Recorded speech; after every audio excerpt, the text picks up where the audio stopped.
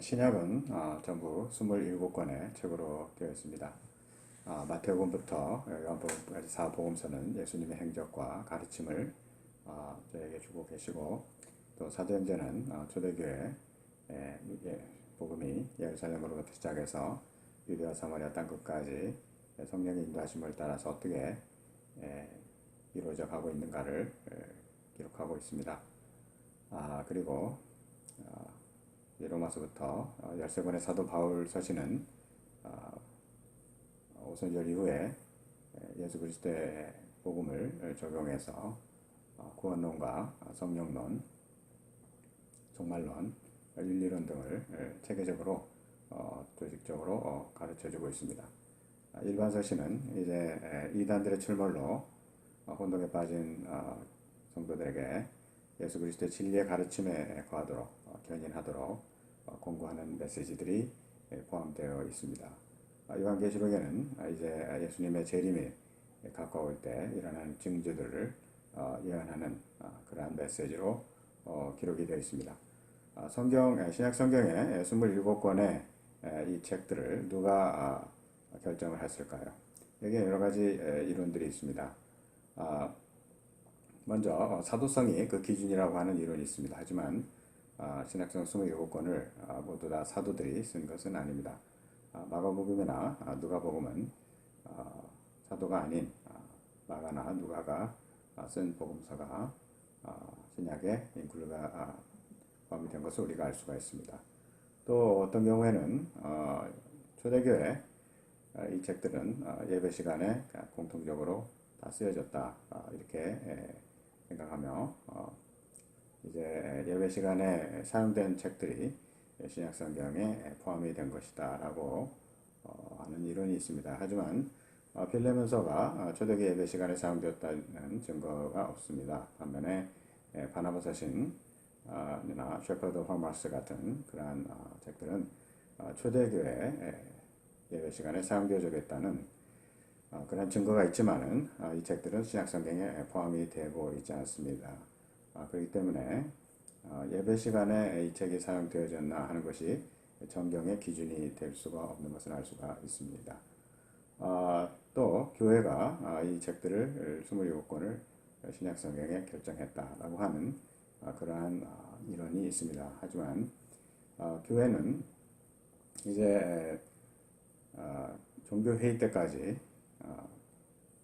아프리카와 소아시아와 유럽에서 이 책들이 예배 시간에 사용이 되어졌고, 성도들의 신앙을 위해서 읽혀지고 전도를 위해서 읽혀졌다고 하는 그런 사실을 발견하고 종교회에서 그것을 공적으로 인정하고 그것을 확인한 것이지, 종교회의가 신약의 27권을 책을 결정한 것은 아닙니다.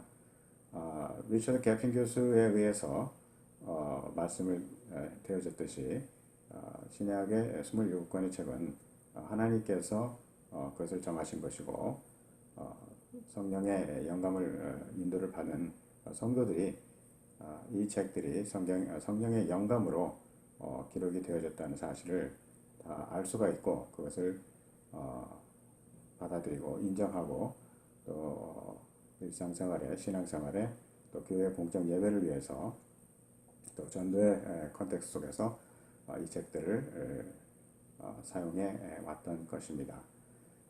신약 성경이 총 25,000개의 사본이 있습니다. 이 방대한 사본을 비교해 본 결과 94%의 사본이 서로 정확하게 일치한다는 사실을 알게 됐습니다. 그리고 일치하지 않는 나머지 6%도 3%는 아주 미미한 그러한 차이점이고, 나머지 3%도 우리의 구원론과 기독론과 종말론 등 우리 기독교 교리에 아무런 영향을 줄 수 없는 그러한 미미한 그러한 차이점이라는 사실이 발견이 됐습니다. 이러한 사실은 신약 성경의 그 증거가 얼마나 객관적이고 정확한가 하는 사실을 알 수가 있습니다. 다른 종교에 그러한 쓰이는 경전들을 보면 사본이 얼마 되지도 않고, 또 그것은 많이 복사가 되지도 않고 하기 때문에 그 정확성을 객관적으로 실험해볼 그러한 증명할 그러한 근거가 없습니다. 하지만 신약 성경은 2만 5천 개의 사본을 가지고 있기 때문에 그 초대교부터 내려오는 그 증거가 얼마나 객관적이고 확실하고 정확한가 하는 사실을 우리가 확인할 수가 있습니다. 성경 말씀이 처음에는 파피루스라는 종이에 쓰여져 있고 아니면 동물의 스킨에 가죽의 팔림세스 같은 그러한 네, 이제 그것을 쓰여져 있는데 두루마리 형태의 성경이었죠. 하지만 이제 콘스탄틴 황제에 의해서 성경이 코덱스라는 바인딩 형태의 책으로 되어지고 이 코덱스 성경은 알렉산드리아 사본과 또 바티칸 사본, 신화의 사본 등 여러 사본들이 있습니다. 이 코덱스의 성경의 그 신뢰성이 비잔틴 사본보다 더 정확하다고 하는 그러한 이론들이 19세기 말부터 이제 주장이 되면서 현대 NIV나 ESV, NASB 같은 이러한 성경들은 이 4세기의 코덱스 성경의 기원을 두고 편집한 UBS 성경이나 네셀 알란 성경 같은 성경을 참조해서 번역이 되었었습니다. 반대로 킹 제임스 버전은 중세 제일 발표했던 비잔틴 성경을 중심으로 그것을 바탕으로 번역이 됐고 우리 한국의 개혁 성경은 이 킹 제임스 버전을 바탕으로 번역이 되었습니다. 요즘의 학자들은 비잔틴 사본이 텍스타스 리셉투스라고 하는 이 비잔틴 사본이 4세기의 코덱스 그 성경보다 더 신뢰성이 더 뛰어나다라고 하는 주장들이 요즘에 일어나고 있기 때문에 앞으로 개혁 성경에 대한 신뢰성에 대한 선호도가 계속 유지될 것이라고 우리는 볼 수가 있습니다. 성경 해석을 어떻게 할 것인가 하는 것은 초대교회 때부터 굉장히 중요한 주제 중에 하나였습니다. 이제 알렉산드리아 스쿨이라고 하는 오리겐과 클레멘트는 성경을 알레고리적으로 해석을 했습니다. 그것은 알렉산드리아의 그 파일로라는 유대 학자가 있었고 이 알렉산드리아의 그런 문맥 속에서 이제 구약의 성경을 알레고리적으로 해석을 함으로써 구약의 그 성경의 진리의 말씀이 플라톤 철학이나 헬라 철학에 있어서 그 지적 수준이 떨어지지 않는다는 것을 굉장히 보여주기를 원했습니다. 그리고 신플라톤주의 같은 그러한 사조가 알레고리적인 그러한 경향이 가기 때문에 그 신플라톤주의의 영향을 받은 오리겐이나 클레멘트가 알레고리적인 성경 해석을 적용을 했던 것입니다. 반면에 안티옥에서 데오도로 같은 또 존 크리스토스움 같은 교부들은 알레고리적인 성경 해석에 반대하고 성경을 문자적으로 또 문법적으로 정확하게 해석해야 한다고 주장을 했습니다. 그래서 어떤 학자는 성경을 문자적으로 해석한 나머지 모니즘 같은 단신론을 주장하기도 했던 것입니다. 4세기에 성경 해석에 중요한 일들이 일어났는데 그것은 곧 어거스틴의 등장입니다. 그는 참회록이나 또 신공론 같은 그러한 자신의 신앙 서적을 통해서 우리가 믿음으로 구원을 받는다는 그러한 주장을 했고 이 어거스틴의 입장은 나중에 종교개혁 때 마틴 루터나 켈빈의 그 신학 형성에 큰 영향을 끼치게 됩니다. 또 그 당시에 로마에서 중요한 일이 있었습니다. 그것은 제롬이 히브리 성경과 헬라 성경을 바탕으로 라틴어 성경을 번역을 한 것입니다. 이것은 불게이트라고 하는데 이 불게이트는 천주교의 공식 성경이 되게 됩니다.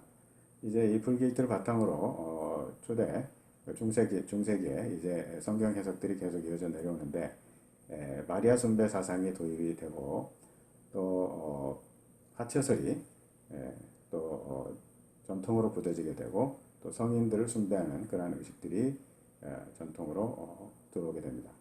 나아가서는 십자군 전쟁에 또 인바브가 되게 되고 또 인덜전스 면죄부를 팔므로써 믿지 않고 죽은 조상이 천국으로 갈 수 있다고 하는 그런 교리들을 가톨릭 교회가 수용을 할 때 이것을 이제 견디다 못한 이제 믿음의 사람들이 이것을 반박하고 나오면서 마틴 루터와 멜라니 토를 필두로 이제 종교 개혁의 기치가 올라가게 되는 것이었습니다.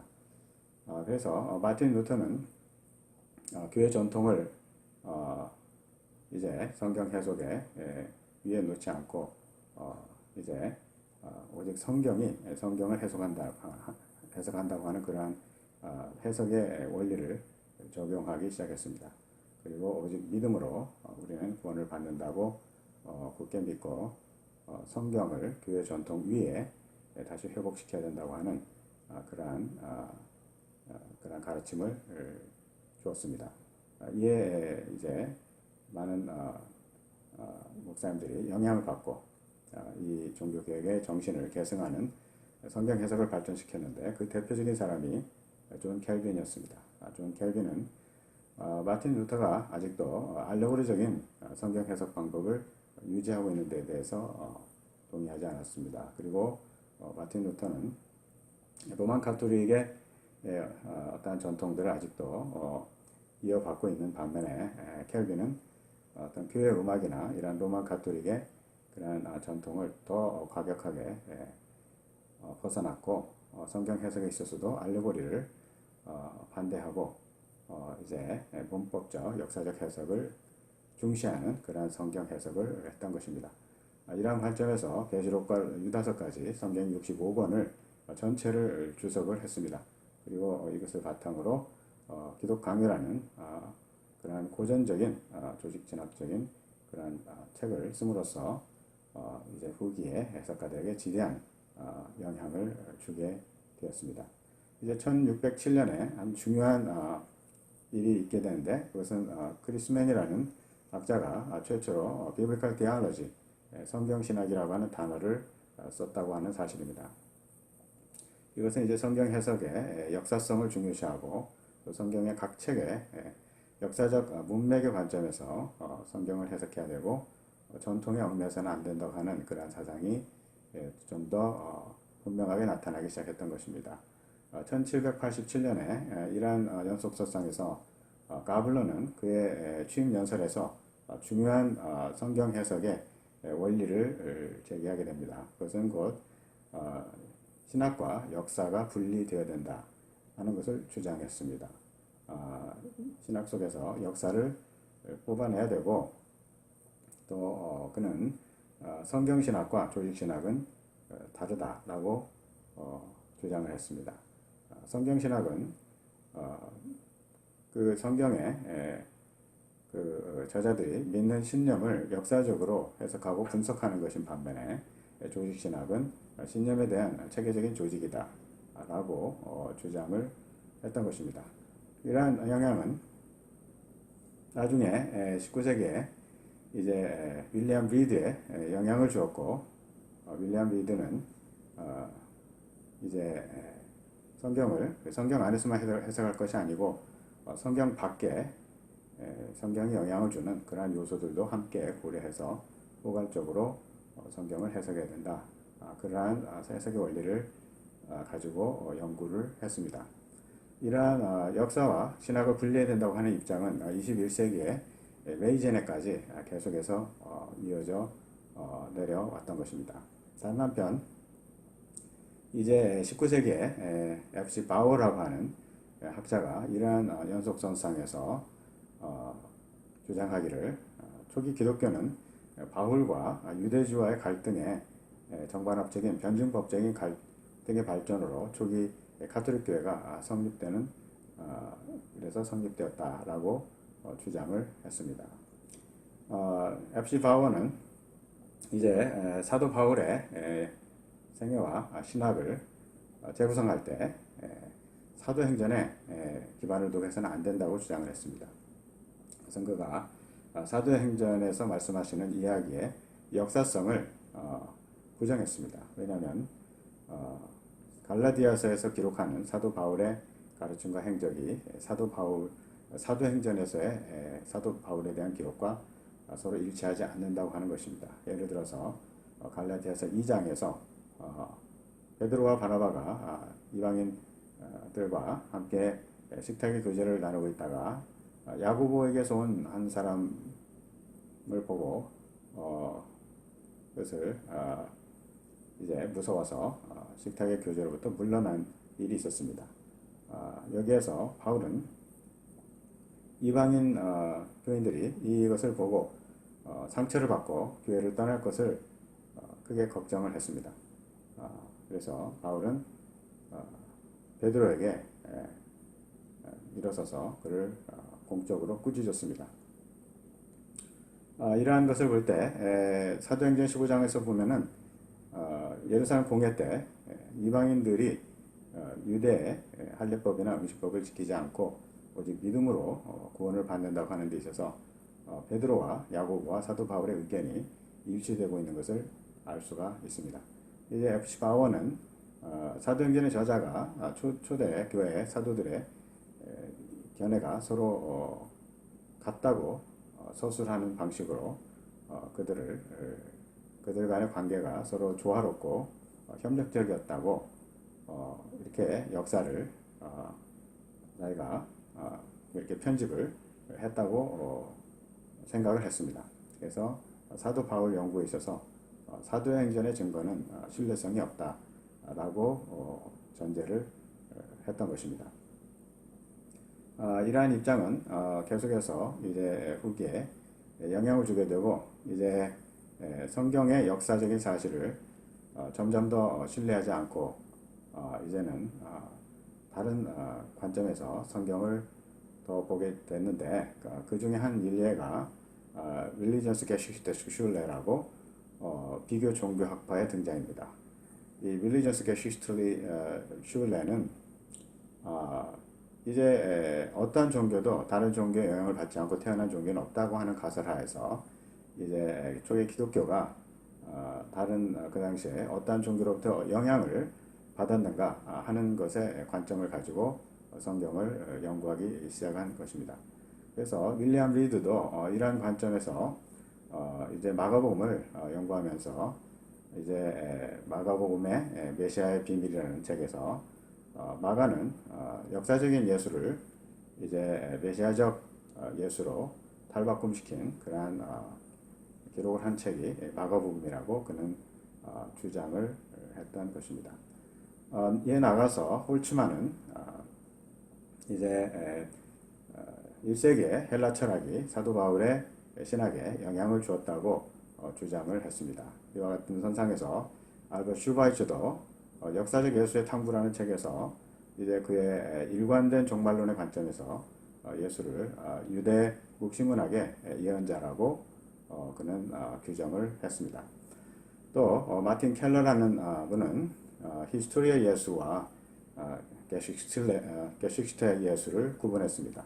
히스토리의 예수는 비평가들이 재구성한 예수이고 게식슈테 예수는 역사적 사도들이 제시한 사도들이 증거한 역사적 예수를 가리킨다고 그렇게 구분을 했던 것입니다.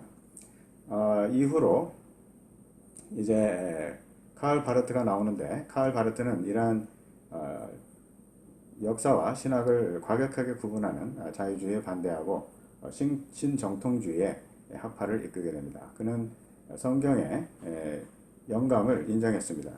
일부분 인정했는데 그것은 성경 전체의 plenary inspiration, 성경의 축제한감을 믿은 것이 아니고 독자가 어떠한 성경 구절에 영감을 받고 감동을 받았다면 그 구절이 영감된 성경이다 라고 주장을 했던 것입니다. 따라서 바르트에 의하면 성경 말씀은 영감된 하나님 말씀을 포함하는 책이다 라는 주장을 하는 것입니다. 성경 전체가 영감된 하나님의 말씀이 아니라 성경은 하나님의 영감된 말씀을 포함하고 있는 책이라고 주장을 한 것입니다. 그래서 칼 바르트는 창세기의 원죄론을 부정했고 그것은 하나의 신화라고 주장을 했습니다. 노아의 홍수 얘기도 하나의 신화에 불과하다고 생각을 했습니다. 그렇다면 신약성경에 예수님께서 성육신하시고 이제 십자가에 돌아가셔서 이제 피를 흘려주시고 우리의 죄를 씻겨주시고 예수님의 의가 우리에게 전가되었다고 하는 이 신약의 구원론 자체가 설 자리가 없는 것입니다. 따라서 바르트의 신정통주의도 결국은 19세기의 자유주의의 해석의 전통의 연장선상에 있다라고 하는 사실을 우리가 발견하게 됩니다. 이제 실존주의 해석이 등장을 하고 그 실존주의적인 해석의 대표적인 사람이 루돌프 불트만이었습니다. 불트만은 성경이 말씀하는 하나님에 관한 모든 글은 다 신화다라고 주장을 했습니다. 뿐만 아니라 예수 그리스도에 대한 이야기, 예수 그리스도의 기적 이야기, 기독론 이 모든 것들이 초대교회가 만들어낸 그러한 신화다고 주장을 했습니다. 그것은 예수님께서 직접 가르쳤던 것이 아니고 2세기 이후에 교회가 가르쳤던 것을 초대교회 주입을 해서 그것을 복음으로 편집을 했다고 하는 그러한 양식 비평의 그러한 주장을 했던 것입니다. 칼 바르트는 루돌프 불트만은 이러한 양식 비평의 그러한 방법론을 요한복음 연구에도 적용을 했습니다. 그래서 요한복음의 각 구절을 단위별로 잘라가지고 그 구절의 단위의 역사적 배경이 각각 독립적으로 존재한다 라고 주장을 했습니다. 그러한 주장을 통해서 요한복음을 프래그먼트로 다 나눠버리고 요한복음이 하나의 통일된 그러한 메시지를 전달하는 그러한 책이 아니라고 주장을 했던 것입니다. 이러한 양식 비평은 그 모든 해석상에 너무나 자의적인 요소가 많고 주관적인 요소가 많고 성경의 통일성을 완전히 무시하는 면서 그 신학적인 그런 의미들을 다 훼손하기 때문에 여기서 이제 발전된 이론이 편집 비평입니다. 리덕션 크리티시즘은 이제 자료를 모으는 편집자가 단순히 기계적인 편집자가 아니라 편집을 하면서 자기가 가지고 있는 신학을 그 편집에 내포를 시킨다고 하는 이론입니다. 그래서 해석자는 이제 성경 구절을 읽으면서 그 구절들이 서로 연결된 부분, 그 씀이라고 그러죠. 이 씀들을 찾는 것이 중요하고 이 씀을 찾았을 때 왜 그것을 서로 연결했는가 이유를 찾고 그리고 그 이면에 담겨 있는 신학적인 뜻이 무엇인가 하는 것을 찾으려고 하는 연구 방법입니다. 따라서 기본적으로 이 리덕션 크리티시즘은 자료 비평과 양식 비평의 바탕 위에 쌓아 올려진 비평의 방법입니다.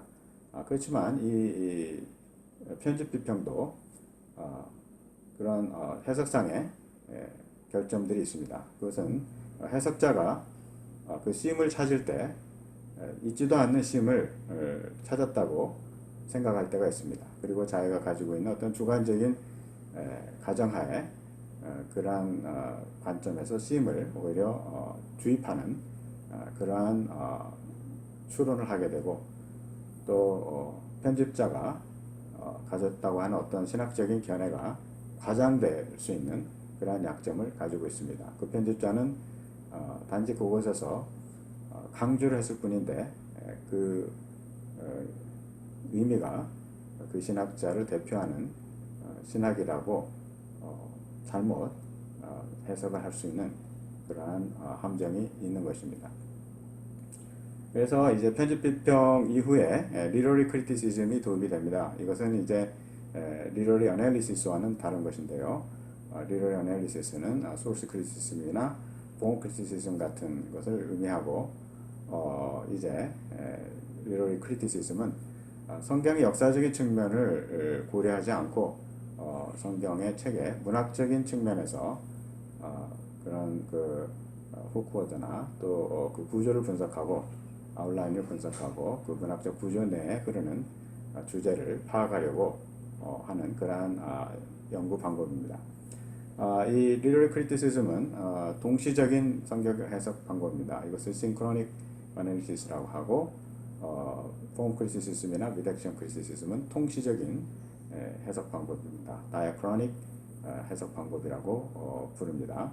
그 뒤로 이제 구조주의 해석이 방법이 나오고 그것은 본문에 그러한 구조를 분석함으로써 그 이면에 있는 딥 스트럭처를 발견하려고 하는 것입니다.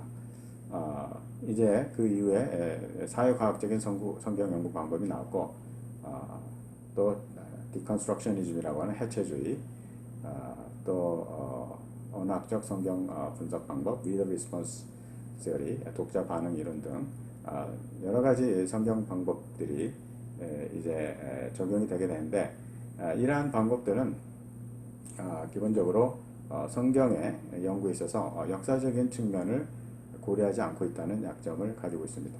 하나님의 계시의 말씀은 궁극적으로 이야기를 통해서 우리에게 주신 말씀입니다. 이야기는 실제 일어났던 사건을 바탕으로 하는 것이고 하나님의 진리의 말씀은 역사의 기초에 있기 때문에 이 세상에 이머넌트하신 내재하시는 하나님의 우리와 함께 동거하시고 이 세상에서 역사하시는 하나님의 그러한 이 사역을 우리가 여기서 같이 생각을 해봐야 되는 것인데 이 역사성을 배제한 성경 연구 방법은 이 모든 것을 놓쳐버리고 있는 것입니다. 그렇기 때문에 바람직한 성경 해석 방법이 아니다라고 하는 사실을 알 수가 있습니다.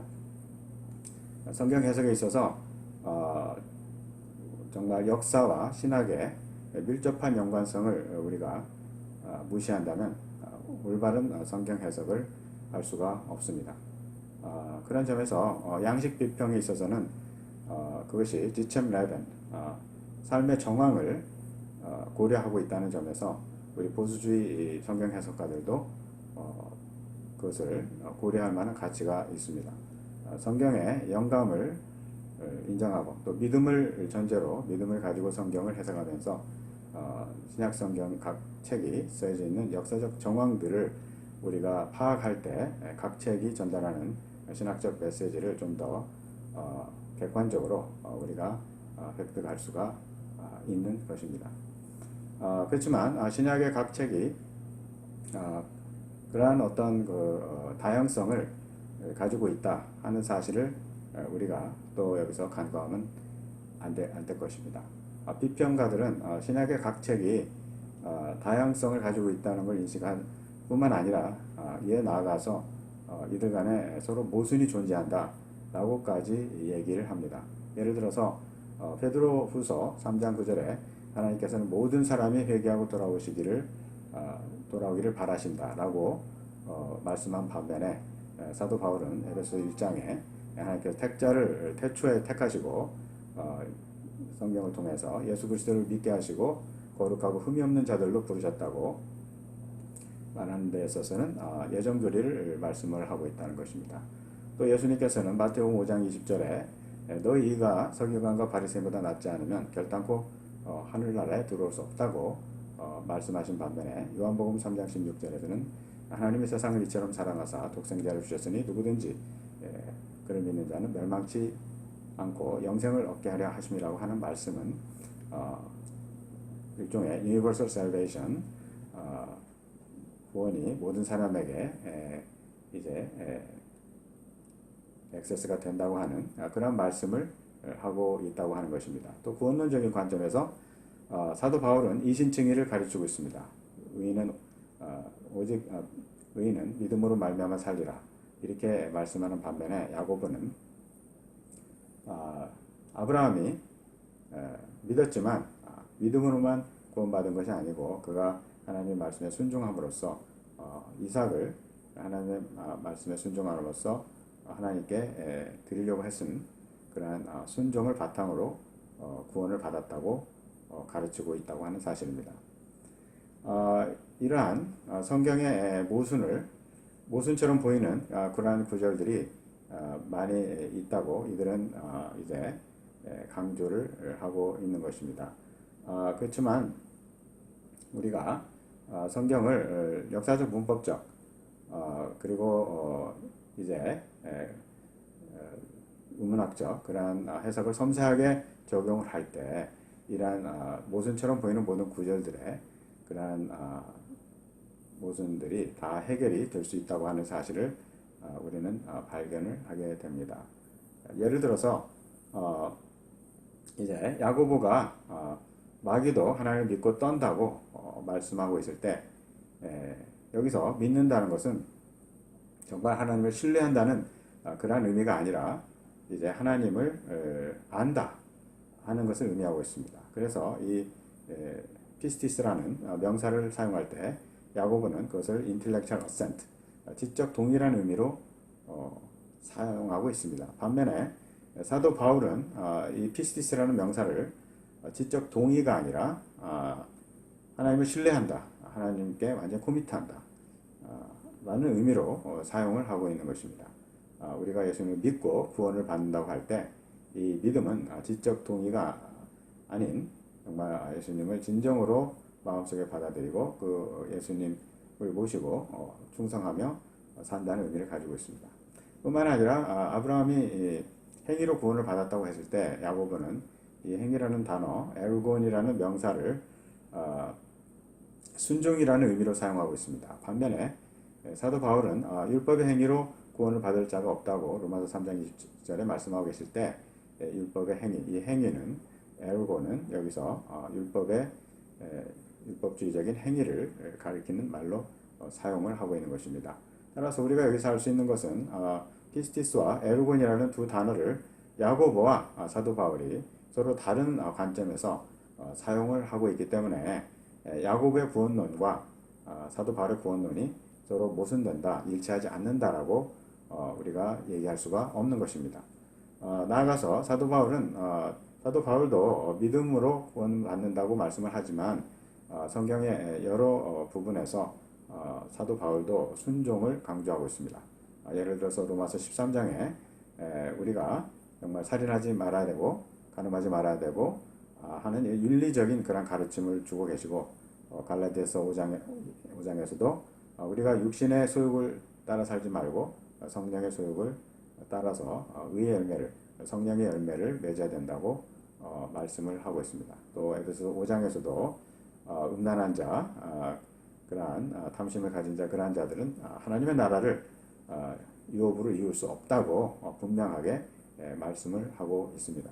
따라서 바울의 구원론과 야고보의 구원론은 서로 충돌하는 것이 아니고 서로 일치하는 관계에 있다 하는 사실을 우리가 알 수가 있습니다. 하지만 성경에 분명히 메시지에 다양성이 존재하는 것은 우리가 인정할 수가 있습니다. 그렇지만 비평가들은 이것을 모순으로 여기고 이것을 어떻게 해결할까 할 때 그들은 정경 안에 정경, canon within the canon이라는 그러한 원칙을 적용해서 해결하려고 합니다. 예를 들어서 해석자가 가진 어떤 해석의 원칙에 맞지 않는 성경 규절을 다 정경에서 배제해야 된다고 하는 입장입니다. 1세기 마르시오는 구약의 하나님과 신약의 하나님을 구분을 했습니다. 구약의 하나님은 가나안인들을 무차별하게 멸절시키라고 명령하는 자비가 없는 하나님인 반면에 신약의 하나님은 예수님을 보내는 그래서 인류의 구속을 이루게 하시는 자비의 하나님, 사랑의 하나님이라고 주장을 했습니다. 그래서 구약적인 모든 것을 배제하고 신약 성경에 있어서 유대주의적인 책들을 다 배제시켰습니다. 또 이제 중세 마틴 루터는 자신의 이신칭의라는 그러한 원칙하에 신약 성경의 이신칭의의 교리를 가르치지 않는 책들을 이제 찾아냈고 그 중에 대표적인 책으로 야고보서를 지목해서 이 책을 신약 성경에서 제외시켜야 된다고 주장을 했습니다. 이제 나중에 루돌프 불트만은 컨텐트 크리티시즘이라는 방법론을 적용을 해서 성경 내 모든 신화적인 요소를 다 배제시키려고 했습니다. 또 어니스트 캐즈만도 천주교의 모든 어떤 가르침의 권위를 증진시키고 또 교회 제도화를 돕는 그러한 모든 성경 구절을 신약 성경에서 제외시켜야 된다고 주장을 했던 것입니다. 하지만 이러한 입장은 전부 주관적이고 자의적인 그러한 성경 해석 방법입니다. 성경 말씀의 그 고대성을 고려하지 않는 그러한 해석 방법이고 성경이 하나님의 영감으로 되어져 있다고 하는 사실을 전혀 고려하지 않는 그러한 해석의 입장이었던 것입니다. 정말 신약 성경의 그러한 다양성을 우리가 인정하는 반면에 또 근본적으로 이와 동시에 신약 성경에는 통일성이 존재하고 있는 것입니다. 그래서 신약학자들 중에 호스킨스나 또 헌터나 오스카 컬만이나 또 필슨 같은 학자들은 신약 성경에서의 통일성을 분석하는 그러한 연구를 해왔던 것입니다. 그리고 C.H. 다드도 그가 쓴 책에서 이제 신약의 통일성을 주장을 했습니다. 곧 뉴 에이지, 앞으로 오는 시대가 예수 그리스도의 설교를 통해서 이 땅에 침투해 들어왔다고 하는 그러한 주장을 했던 것입니다. 이것은 바로 그의 이루어진 종말론 사상에 부합하는 그러한 주장이었고 사실은 이것이 성경의 그러한 종말론을 반영하는 그러한 해석은 아니었습니다. 그는 C.H. 나드는 플라톤의 이원론에 입각해서 플라톤의 이상주의적인 그러한 프레임워크 하에 성경을 해석했던 그런 학자였습니다. 이제 비블리컬 디알러지, 성경신학은 유럽에서 태동하고 유럽에서 계속해서 발전했던 성경 연구 방법입니다. 이것이 이제 미국으로 이제 들어왔고 미국 학자들 중에는 이제 조지 엘던 레드라는 풀러신학교 교수가 뉴 테스트먼트 디알러지라고 하는 신약이라는 책을 씀으로써 이제 성경신학적인 관점에서 쓴 방대한 책입니다. 하지만 레드는 이 책에서 신약의 각 책에 말씀하는 그 신학이 서로 어떻게 연결되어 있는가 하는 그 통일성을 찾으려고 하지 않고 각 책에 그러한 독자적인 신학적인 메시지를 분석하고 설명해 놓고 있습니다. 마찬가지의 관점에서 거스리도 신약의 각 책에 그러한 독자적인 그러한 메시지를 분석하고 있고 그 신약의 각 책의 메시지들이 서로 어떻게 연결되고 통일성을 가지는가 하는 점에서는 분석을 하지 않고 있는 것입니다. 신약 성경에 통일성이 분명히 존재하지만 또 다양성이 존재하고 있습니다. 그것은 근본적으로 신약의 불확실성에 존재하고 있다고 프랭크 딜만은 말을 하고 있습니다. 신약의 불확실성이라는 것은 contingency in the New Testament, 신약 안에 그러한 불확실성은 근본적으로 하나님께서 우리에게 함께 계신 하나님이시지만 동시에 초월적인 하나님이시다 하는 사실입니다. 그래서 그 하나님께서 주신 계시를 우리가 알 수 있는 측면이 있지만 또 이해할 수 없는 그러한 측면도 있다고 하는 것을 그는 지적하고 있습니다. 우리가 성경을 읽으면서 어떠한 모순처럼 보이는 그러한 구절을 우리가 이제 만났을 때 그것이 진정으로 모순되는 것이 아니라 정말 깊이를 알 수가 없고 그 광대한 넓이의 하나님의 그 지혜와 지식을 우리가 발견하는 것이라고 프랭크 딜만은 말을 하고 있습니다. 따라서 성경은 분시 하나님의 계시의 말씀이기 때문에 다양성과 통일성 두 가지 요소를 동시에 내포하고 있어야 된다고 하는 사실입니다. 그러면 우리가 어떻게 성경을 바로 해석할 수가 있겠습니까? 이제 비블리컬 디알러지 성경신학을 하면서 우리가 조심해야 될 그러한 함정들이 있습니다. 그것은 페랄로메니아고 페랄로포비아라고 하는 함정입니다. 페랄로메니아는 신약 성경을 해석할 때 우리가 다른 어떤 문서와 비교를 하면서 그 병렬되는 어떤 요소를 너무 이제 과대 해석을 해서 그것을 일반화시키는 그러한 잘못된 해석 방법을 의미하는 것입니다. 예를 들어서 C.H. 다드는 요한복음을 해석하면서 요한복음이 2세기에 허메티카의 영향을 받아 써진 글이라고 주장을 했습니다. 허메티카는 2세기의 영주주의의 문서의 하나입니다. 반면에 요한복음은 1세기에 사도 요한이 썼던 하나님의 말씀인 것입니다.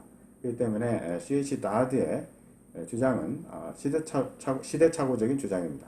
Anachronism, 1세기의 하나님의 말씀이 2세기에 쓰여진 문헌에 영향을 받아서 쓰여진 것이라고 하는 그러한 잘못된 결론을 가지고 있는 것입니다. 마찬가지로 사도 바울 서신 연구에 있어서 스트래커는 사도 바울의 그런 신학이 2세기에 영주주의, 리디머 메스, 그러니까 구원자 신화의 영향을 받아서 쓰여졌다고 주장을 함으로써 또 마찬가지의 시대착오적인 그러한 결론을 그가 주장을 한 것입니다. 이러한 해석에 있어서의 오류를 우리는 경계를 하면서 우리는 신약의 각 책들에 병렬되는 그러한 것들을 자세히 관찰하고 분석할 때 우리는 그 각 책의 역사적 정황을 또 그들이 당시에 독자와 같은 그러한 역사적 문맥 속에서 함께 처해졌던 상황과 또 그들이 고민하던 문제가 무엇이었는가를 성경 구절을 통해서 좀 더 가까이 다가갈 수가 있게 되는 것입니다. 그러면 우리가 21세기에 성경신학을 어떻게 올바로 적용하고 성경을 해석을 할 수가 있겠습니까?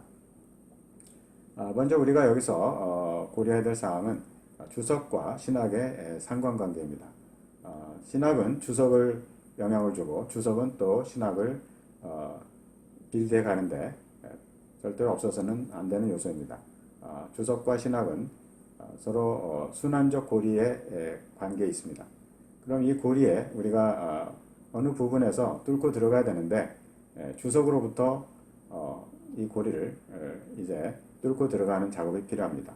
그래서 우리가 역사적 문법적 성경 해석을 통해서 바른 그러한 성경의 구절의 그러한 미닝을 우리가 찾고 그 미닝을 조합해서 우리가 바른 조직신학을 빌드업 해 나갈 수가 있습니다.